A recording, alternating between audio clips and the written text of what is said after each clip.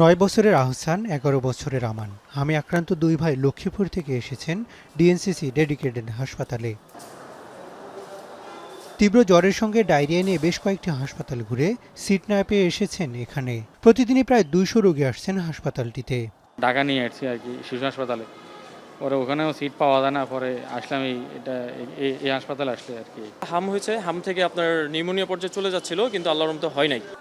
একই অবস্থা শ্যামলীর শিশু হাসপাতালে। হামের সঙ্গে ডেঙ্গু আক্রান্ত হয়ে আসছেন শিশুরা।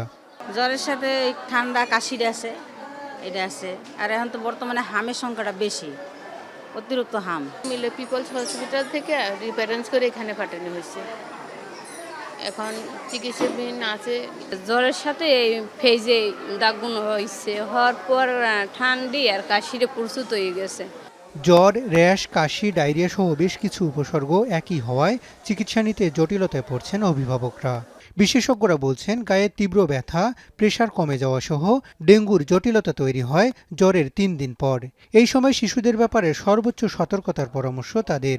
হামের মধ্যে দেখা যাচ্ছে যে চোখ কনজাংটিভাইটিস হচ্ছে, চোখ উঠছে, ডেঙ্গুতে কিন্তু উঠে না। জ্বর দুইটাতেই জ্বর কমন, দুইটাতেই র্যাশ হয়, কিন্তু হামের মিজলসের র্যাশটা হয় ব্যাপক আকারে, আর ডেঙ্গুর র্যাশটা হয় সীমিত আকারে। ডেঙ্গুতে দেখা যাবে যে হাত পা প্রচণ্ড ব্যথা করছে, হামে দেখা যাবে যে সেটা কোনো নাই। হামের মধ্যে দেখা যায় যে চোখের এটা প্রকট হচ্ছে, ডেঙ্গুর ব্যাপারে ওটা না।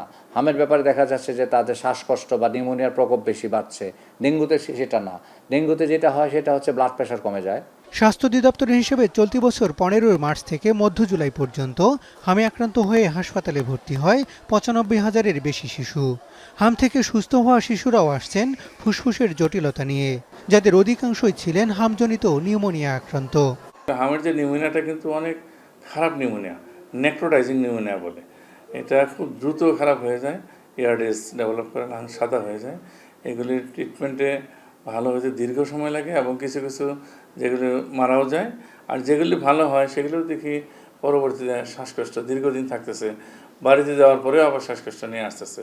এগুলো পরবর্তীতে কিন্তু লাং অ্যাবসেস, ব্রঙ্কিয়েক্টেসিস এই সমস্ত রোগে ভোগার সম্ভাবনা আছে।